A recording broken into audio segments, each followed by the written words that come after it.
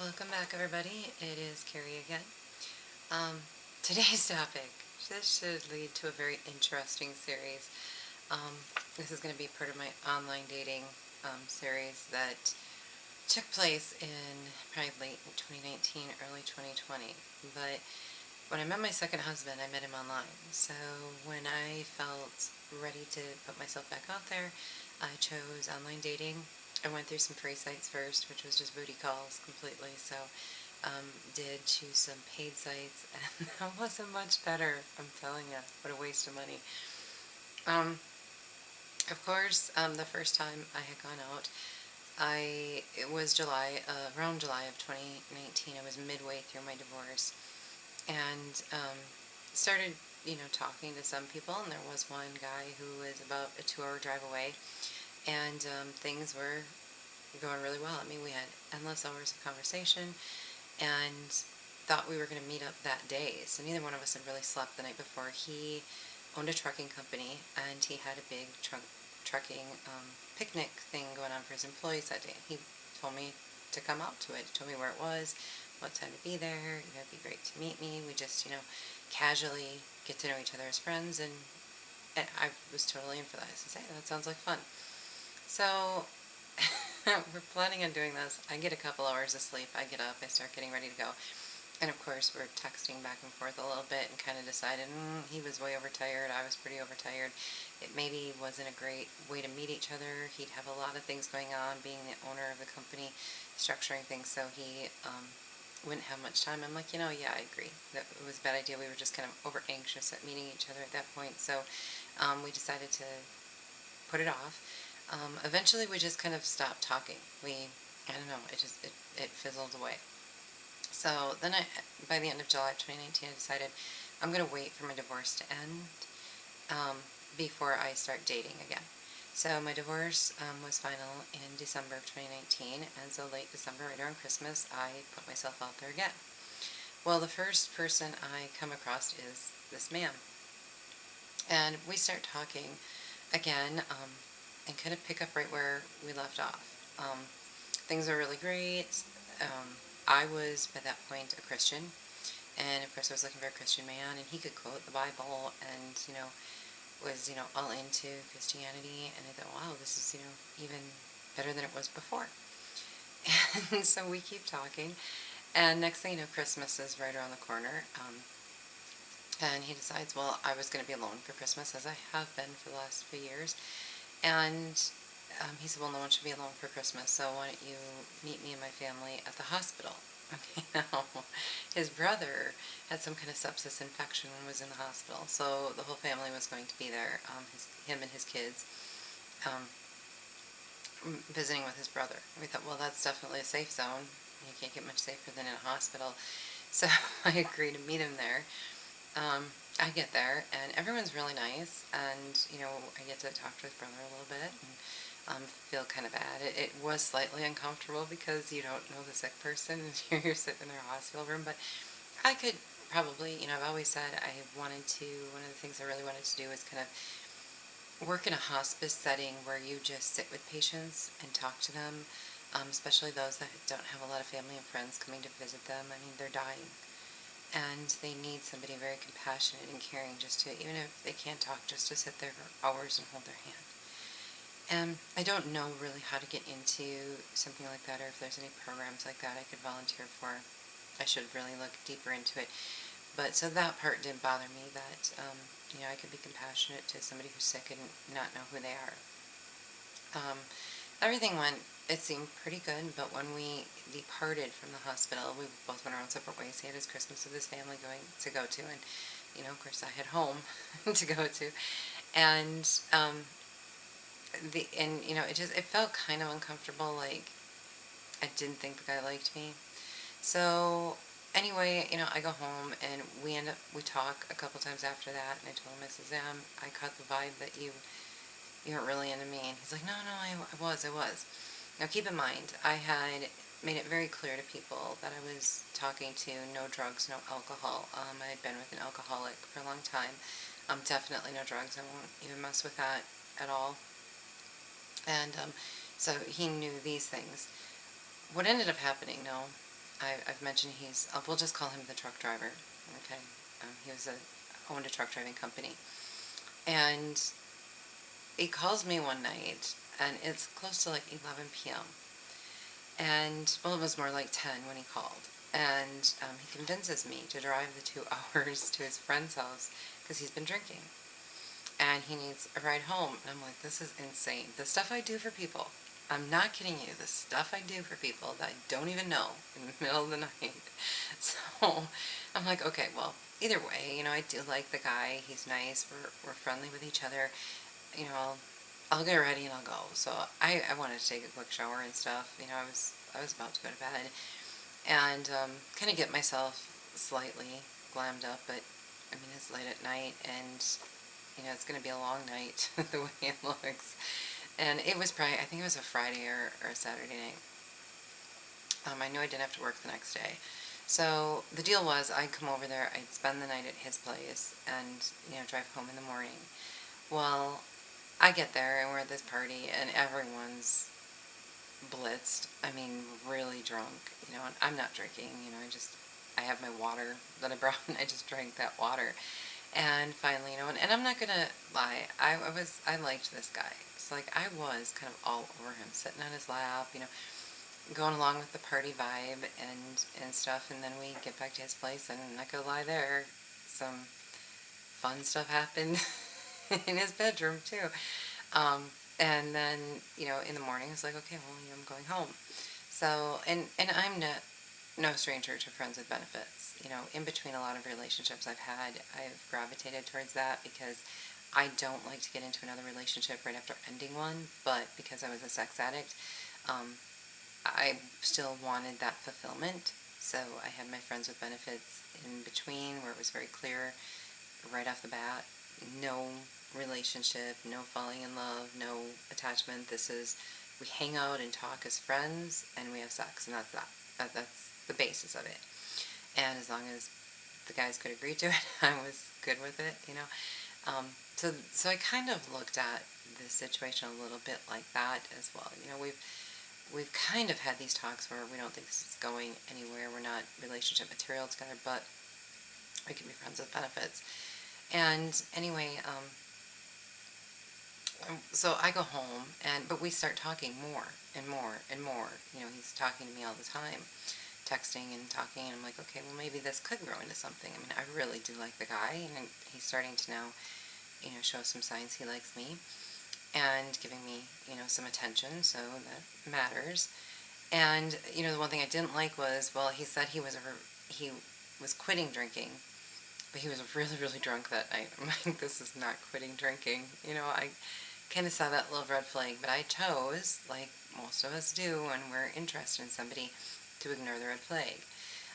So this is January 2020 now, and we see each other a second time, and this second time is actually going to be his company Christmas party. Or, because they're doing it later after Christmas, and they're bringing in a DJ, and they're having it in the machine shed, and, so they got all this stuff going on. He asks me, to come over earlier, or the night before the party, and then the day of the party, we would, make some food up and stuff. There are other people bringing food, and then get everything ready for the party, and go.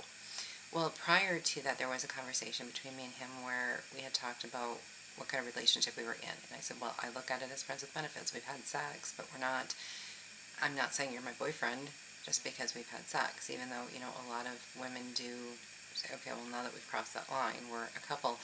I don't ever really look at it that way. But it's, being a sex addict, I had a different perspective on most of that.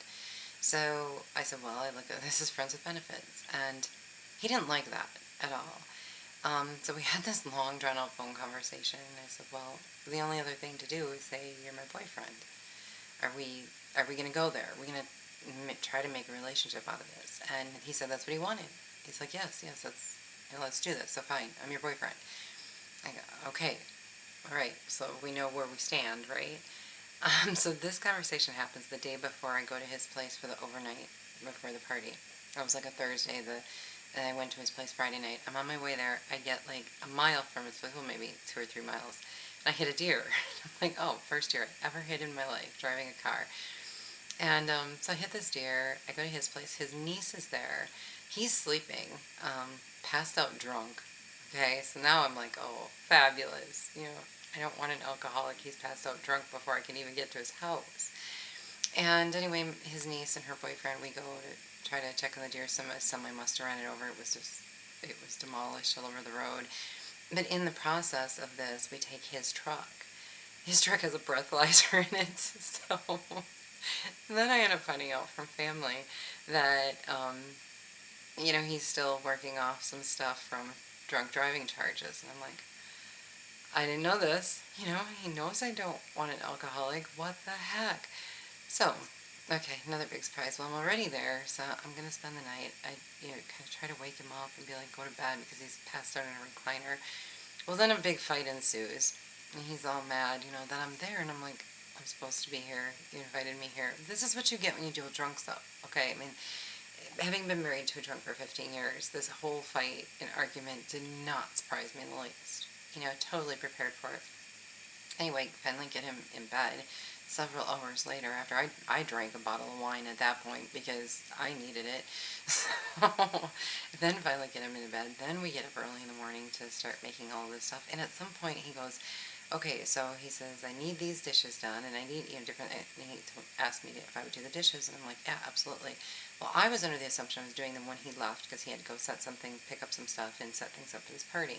And then I was going to be cleaning up the house a little bit, and then go to his daughter's house, and then go from his daughter's house with his niece, go to his daughter's house, and then from there we were going to go to the event.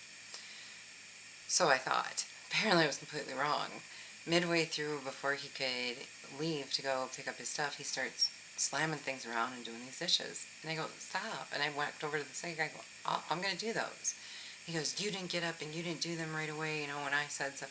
Well, I was assuming I was doing it after we finished figuring out what everyone's doing, blah, blah, blah. I'm like, why are you so mad that I didn't just jump off of my chair and start washing the dishes? I'm like, well, at this point, massive red flags all over everything, right? I should have just grabbed my stuff and went home and said, yeah, I'm just out of here. But no, the graceful me says just keep following through. You said you were going to do this. He never would let me do the dishes. And even his niece was telling him, hey, don't get so upset. What are you? And he was just going at me. I thought, okay, just finish following through with this plan and you can bail after that. So anyway, we get out of there, me and his niece, and we go to his daughter's place and spend most of the afternoon there, so I get to know her really well. But I'm thinking at this point, it doesn't really pay for me to know her because I don't think I'm coming back. But I'm going to be nice. I mean, she's a nice girl, and it always is nice to get to know other people. So I took advantage of that opportunity to get to know somebody new. And then from there, we did go to the party. By the time we got to the party, something was off about him. But prior to the party, he told me, he says, you have to make sure to be acting in your best behavior, and because you're with the owner's, you're the owner's girlfriend. And everyone, is going to look at this and I need you to be in your best behavior. I'm like, well, of course I will. What else do you expect? I'm not the one who's ever been drinking in this whole scenario.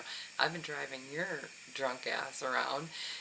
And then, you're telling me I have to be on my best behavior? We'll see how this goes. And I was right. What ended up happening was they had some safety meeting or something beforehand. So the truck drivers all did their safety stuff. He came and sat with me for a little bit. Then everybody was eating, we ate a little bit, and I tried to talk to some people there, but nobody knew me, and he didn't introduce me to anybody. He's just off talking to whoever and doing his own thing, just kind of ignoring the fact that I'm even there. Then, shortly after that, the karaoke and music started, and I pretty much just sat by myself talking to the employees. One girl, she was sharing pictures on her phone with me. She was a girlfriend of one of the truckers, or the guy who did the dispatching. I don't know. They got to know other people really well, and they were very, very kind, very nice. The DJ, some other friends of his that were invited that weren't even part of the company would sit and talk to me. So that was great. He sat 5 minutes here and there, by me, but that was about it. And he got drunker and drunker and drunker. Well, the next thing I knew, people were disappearing outside. And at one point, I went out and, saw people like, I don't know, I think they were doing coke or something on the roof of a truck. And I'm like, whoa, okay, not my scene. Tried to get away. Well, he kept going out there. And then I realized he was not just drunk, but he was drugged up pretty good. He comes in and he's taking all of his clothes off. Now remember, I need to be on my best behavior. Now here's the owner of the company walking in, stripping. It's a stripping music. And I'm like, so I rush up to him and I'm like, no, no, no, no, no. And I'm trying to stop him from taking his clothes off. I'm like, don't, no, no. I'm trying to buckle his pants back.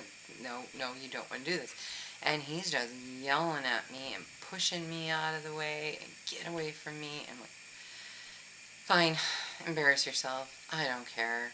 At this point, dude, I've been trying to be a friend to you because right now I don't want anything to do with you. But if that's the way you want to handle it, you do it. I just want to get this night over with, get your butt home, get a couple hours of sleep, and go home. That's all I want. I'm so humiliated myself. He thought he was going to be humiliated. No, I was very humiliated. Anyway, after that, then his friends felt really bad for me. And they're like, God, someone was always sitting with me to talk to me. I mean, I was near tears. I was just like, this is one of the worst dates of my entire life, and I can't believe this is happening. But I'm going to be a woman of my word. I said I was going to drive him home, and I'm going to drive him home. So I'm going to sit here through all this embarrassment and get him where he needs to be safely. So we go, and it's getting, towards the end of the night. All of a sudden, I'm looking across the table, and he's talking to one of these truckers, and I could tell he was trying to hit on all the young girls, the young girls that were there that were girlfriends of the truckers and stuff, and he's hitting on them profusely. This is not, not being shy about it at all. And at this point, I don't care because I'm looking at it like I'm not even with him anymore. I don't care what he does. So she all of a sudden points to me. I just happen to look over. She points to me and I hear her say very loudly, does she know that? And oh God, what now? What now? So I gracefully walk over to the table and I introduce myself and then, I said, is there something I should know? And the young girl goes, well, yeah. She looks at him, she goes, do you want to tell her or should I ask her? And so then he looks at me and he goes, well, yeah, I was just telling him, you're my F buddy. You're my sex toy. Like, oh, I am? I mean, literally, in front of all these people sitting at this table, he just blurts out I'm his sex toy. And I look back at the girl, and she looks at me like, well? And I go, well, if he says I am, I guess I am. And I looked at him, I said, that's an interesting conversation I don't recall having. And I just walked away. I'm like, not going to. I'm not going there. No, okay, well, if that's what he wants to say, then I guess. I just want to go home. All I'm thinking, I'm not going to start something. I'm not going to keep that conversation going. We'll just let him be right and we'll just call that good. That's me. So I walk away. I go sit back down and I wait and I wait and I wait. And by this point, he's gone out to his semi and taken this girl out there. And I know they had sex and her husband was. This happened right after her husband leaves. Her husband and kids were there. And then they leave her there to drink. And, you want to know the stuff he did and these people did after this point, because I don't think there was anybody sober or not on drugs at the event except for me sitting there in a corner just waiting for the night to end. So it's getting close to the end. Well, then he wants to go bar hopping. I said, no, I'm taking you home. You're going home. Then he got fierce and angry and he's yelling at me. I thought, I'm not going to move the vehicle. We're in my vehicle at this point. I go, I'm not moving my vehicle until you stop yelling at me. And he's, finally I go, okay, let's go. So we get home, and his niece is texting going, where are you guys? Because it took us so long in the parking lot for him to finish yelling at me. And primarily, I always wait for the person to calm down because you never know. Are they going to grab the wheel of the car? Are they going to, what stupid things are they going to do when you're driving? But if they're calm or he's like ready to fall asleep, then it's a pretty safe drive home. So I'm kind of waiting for this. He calms down. We leave. I text her, once we get there, I say, I'm sorry, I had to wait for him to settle down. He was determined he was going to other bars where this girl was going. And I'm like, no, if you're going with me, you're going home because I'm tired and I want some sleep. And I've had about enough. So we go to his place and, the next day, I get up and the big joke is that I'm even there, actually between him and this other trucker, and I still sit there at that, we're having a little coffee and stuff, and I still sit there and very gracefully handle this joke and just be like, okay, pick on me in front of me all you want. I had bullied all my life. Big shock, big deal. I could have cared less. So, I have my coffee, get my stuff, and I go. And they leave at the same time. Well, then I thought, well, I still want to talk to him. I want to find out why he behaved the way he did. I want to try to at least be a friend, because something was way off. I mean, that behavior was so out of control, unreal, and not the guy that I was getting to know. So I was curious, and I wanted to still be a friend. So I was texting him. Well, then he texts me, and he says, I don't want a relationship with you. Stop, And I'm, okay, so we don't have a relationship. We're friends. So then he sends me this threatening text about, if you don't stop talking to me, I'm going to contact your pastor. And I'm like, dude, okay, I won't talk to you. What did I do? My big thing was like, did I do something? My God, I mean, it came out of nowhere. And it was like, you know what, you probably are right. It is best we don't talk because I don't even have a clue who you are at this point. And you certainly are no Christian. So be careful. Christians that quote the Bible, it does not mean they're real Christians.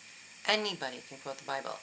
One thing about the Bible is Satan knows it better than God. Almost. Even though God wrote it, it's his word. Satan knows it better than anybody else on this planet, and he is going to feed that to his demons. And they're going to use that to their advantage to suck in Christians. It's the wolf in sheep's clothing. Okay? So needless to say, I have not talked to him since. I did during Corona, but it's because it was part of a big text message that I had, and he was still on my phone, wishing everybody safety and good health and stuff like that. And I thought, oops, he's on there. So then I finally deleted his number off my phone. But one thing with my phone is, and I've had boyfriends ask me to delete all the men on there because when I started my online dating, literally I talked to 72 men. 72 different men had my phone number that I agreed to give it to text and talk on the phone to. Out of that, 35 of the men I ended up talking to a little bit longer, maybe a week or two. Out of that, I narrowed it down to 15 men that I was willing to meet, and out of that, 5 men that I actually saw more than once. And that lasted like 2 weeks, and it was done. There wasn't a single one. So out of 72 potential people, I ended up taking 0. Okay. That shows you what kind of douchebags are in the online market. They're bad. They're bad. But anyway, so to set the record straight, I'm nobody's sex toy. Okay. It was a little shocking that the day before he was my boyfriend, begging to be my boyfriend, and then the next day I'm his sex toy because he's trying to hook up with this 18-year-old girl. And he was, had to be at least a 50-year-old man. I can't even remember his age anymore. But that's story number 1. The truck driver, who is a recovering alcoholic, forgot to tell me he does drugs, and a lot of them. Clearly not recovered at all, full-on alcoholic, who also, had a breathalyzer thing to start his truck. He couldn't drive anywhere unless somebody breathed into a tube for him, and also could quote the Bible like a demon.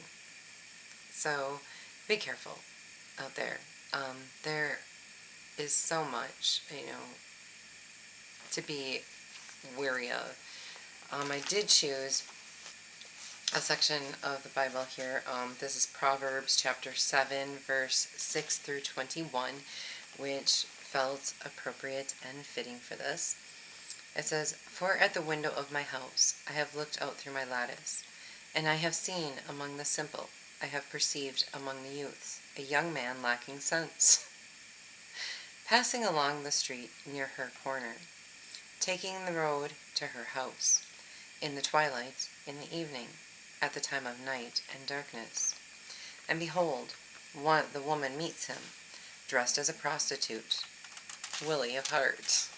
I was not dressed as a prostitute, by the way. I was dressed very elegantly. Um, she is loud and wayward. Her feet do not stay at home. Now in the street, now in the market, and at every corner she lies in wait. She seizes him and kisses him, and with bold face she says to him, "I had to offer sacrifices, and today I have paid my vows. So now I have come out to meet you, to seek you eagerly, and I have found you. I have spread my couch with coverings, colored linens from Egyptian linen. I have perfumed my bed with myrrh, aloes, and cinnamon. Come, let us take our fill of love till morning. Let us delight ourselves with love. For my husband is not at home. He has gone on a long journey. He took a bag of money with him. At full moon he will come home." With much seductive speech she persuades him. With her smooth talk she compels him. Actually, I went through verse 23 on that one. But right there, even in the Bible, in Proverbs, which is basically a book of wisdom, you see how easily people can be persuaded. And, all the, she's dressed as a prostitute. All these things planned out for him. Her husband's gone. Let's go do this. I've wanted you. I'm going to have you. So you can see the seduction in the Bible, and that is kind of the same seduction you'll find online with a lot of these people that are just trying to woo you into their bedroom. Married, single. I have ended up talking to, I didn't meet them, but I talked to several married men that were posing to be single, and after talking for a while, I knew when they were available, when they weren't, things like that. That was like, I think you're married. You're in a relationship at least. And sure enough, couple were married. There was at least one, if not two, I think there's two, that actually were living with girlfriends. And of course they'd talk to you on their off time, wanted to hook up with you, and you find it all online now. It's like there's no morality at all. And I'm even talking about the Christian dating sites. Okay? The real, we're just Christians kind of dating sites. Christians meeting Christians. Yeah, no. It's a circus. I don't want to be part of that circus anymore, but I do say a lot of times, it's not my circus, but I do happen to own the monkeys. Seems like I must have the whole barrel. I just don't know what to do with them. So, we'll leave it at that. One other sidebar note is something that I've been noticing just even through social media now lately is constantly getting "you're beautiful, you're beautiful, you're beautiful." I will warn everybody, that's not a way to capture my attention. One, I do not think I'm beautiful. I will never be that vain or conceited in my whole life. I might say, oh, an outfit looks good on me or something, but that's about the length that I would go with that. And that's usually always a good sign of a man trying to tell you that, to swoon you off your feet, to see if you have a lack of self-worth. I have enough self-worth and enough self-confidence. I don't need to be told I'm beautiful. Okay? And whether I'm beautiful or not, to me, it doesn't even matter. I want, I'm more of an inside person versus what's in that outer shell. So anyone who has been watching my stuff that is hitting me up with I bet you I've been told 1,000 times in a week how beautiful I am, it's going to get you nowhere. You're probably not even going to get a response from me, because it's the weakest thing you can start a conversation with. I'm too intellectual for something like that. And, sure, okay, it's great that a guy thinks I'm beautiful, especially if he's a guy I'm interested in, but it's not I want him to know me before he compliments me. Don't compliment me till I've earned it. So, all right, and that's just a sidebar note because of what has happened within the last week of my life. So, we'll leave that at that. I recommend you check out Proverbs there. It's a very tantalizing story of wisdom. So, and good luck if you're online dating. I mean, I would love to hear some good online dating stories because I'm going to give you some that are pretty bad. At one point, I was almost, I think, sucked into sex trafficking, or at least they thought they were going to, and that didn't turn out. It was a great laugh for me. It was a great laugh for me because I did let them go on with this for a little bit because I really wanted to know how it was all going to work. And then, of course, I cut it off, at the end. But what they thought was me being naive and stupid was really me just letting them tell me everything and put everything out there. So that was kind of naive and stupid on their part. But we'll get to that next time. That will be the next one. It was good. That one was beyond interesting. So, all right. And like I always say, if it's going to happen in this world, it's going to happen to me. So, any stories that you want to share, please do. Take care. Love y'all. Bye.